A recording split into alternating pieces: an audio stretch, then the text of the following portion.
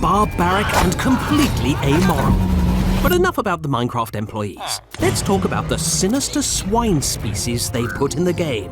At the risk of hurting our ratings, I'd recommend looking away and covering your ears now, for you're not ready for the pure animalistic rage of the pig.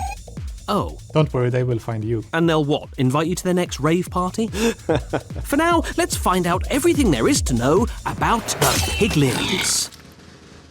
I think we can all agree that pigs are lovely, and humans are also, well, they have their moments. So how come when we combine the two species, we get this? Crude, brutal pigs. Rowdy, hungry. Maybe you don't say like greedy. The piglins are quite complex. They are brute and savage, but they are also quite civilized in a very uncivilized manner. To summarize, they're jerk faces. The idea of piglins sparked from the zombie pigmen, introduced in the game way back in 2010, an undead porker that raised a lot of questions. Basically, as long as there were zombified pigmen, which is what started this all in the nether, the question of, well, what were they like before they were zombified came up. People started wondering. And then in 2016, we started planning to have a proper nether update. We needed a kind of civilization in there that has a bit more depth than perhaps the ones that inhabit the old nether. It was about expanding the universe, but also adding more mystery. And that's exactly what the team did. New biomes, new structures, and a whole society of new piglins. You've got your normal piglins, you've got your zombified piglins, you've got your brutes that you find in the bastions, and they're obviously a little bit more serious. You don't say.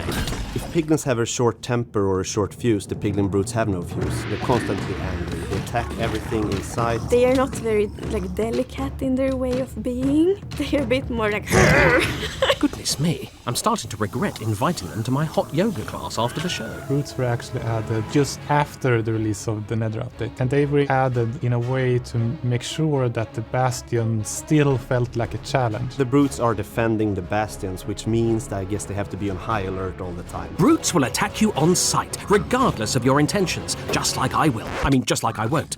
Why don't you try and get along with some of the other piglins instead? The normal piglins, they will stop attacking you, they will accept you, if you're wearing anything of gold. Why, how shallow and utterly materialistic. Note to self, don't say that to their faces. Gold is fancy, gold is wealth, and gold is sometimes power. And in the nether, you need power to stay alive. So we introduced gold bartering, a more abrasive version of the trading you do in villages. And if you're wondering what abrasive means, well, I'm afraid I don't know. Sorry. It was important for us that it wasn't same as trading, because the piglin's personality isn't really that you have like a nice conversation like, oh, can I get this for 2 emeralds? Like, no, that's not really their style. Bartering couldn't be simpler, which is good because it's my job to explain it, and I couldn't be simpler either. You simply offer your gold to piglins by, well, throwing it at them. Then said piglin picks up the gold, stares at it, how riveting, and then gives you something in return. Sometimes something very useful, like enchanted books, potions, and even ender pearls. But other times, You might not always get what you're looking for, that's for sure. The piglins' rules are there, and you have to adapt to them. They won't adapt to the players. I gave the piglins my entire life savings, and in return all I got was soul sand. True, I love soul sand more than anything in the world, but they didn't know that. When you live in the nether, sometimes soul sand is all you got. So if that's all you got, then here you go. Yes, but why should I have to suffer? Oh, I suppose living in the nether is no picnic, unless you like having picnics in lakes of molten lava. Despite the hostile conditions, piglins have done an admirable job of building a society here. But hang on, did they build all these structures, or just take them over? The devs did tell me, but I didn't think you'd be interested, viewers, so I threw their answer away. You're welcome. At least we can say that piglins have been in the nether for a really long time, and there might have been times in the past where they were a stronger civilization. Trying to think like a piglin, I wouldn't care if I built this structure or if someone else has taken over it. As long as I understand this is mine to protect, I will protect. Surviving in the nether isn't easy. It's an environment even more hostile than the comments section on my hot yoga videos. Piglins, however, seem to have survived by hunting hoglins for food and leather.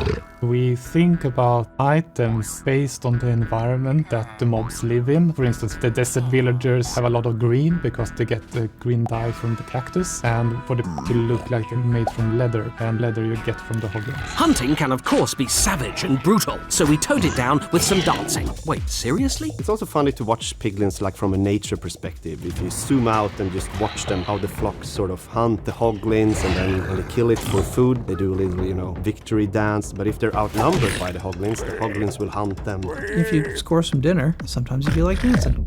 It's not the most important thing, but I just am extra fond of the floppy ears. The work on the piglin started in the work with legends. And in legends, all the mobs are a little bit more chibi, shorter, big heads. And they added the floppy ears, super cute. We did talk about letting hoglins have a dance too. I think we did prototypes for it. When the hoglins outnumber piglins and kill them. It didn't end up in the game. I wonder why. They just can't seem to vibe with Pigstep. Pity. Speaking of music/disturbing sounds, Their behavior is very emotion-based. Either they're sort of completely in neutral peace, or they are very aggressive, or they're very happy, or they're bartering with you and they don't like your offer, or they do like your offer. So we have to cover a lot of emotional outlets. well, we don't have emotions in Britain, so Samuel, please demonstrate these emotions for us. They are at peace, but they're also a bit confused at what's going on. That sort of plays with their maybe not being that smart.